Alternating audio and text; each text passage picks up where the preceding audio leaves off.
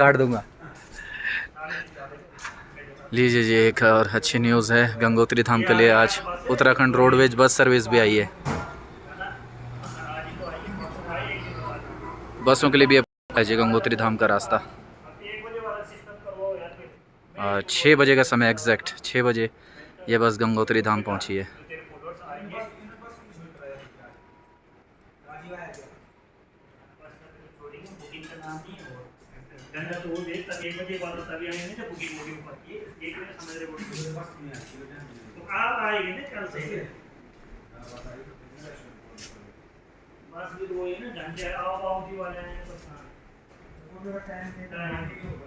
ये तो बड़ा परसों तो वो कहने के 1 बजे तक ना वहीं खाना खाए और सीधे 1 बजे पहले गंगोत्री से रिटर्न होना है।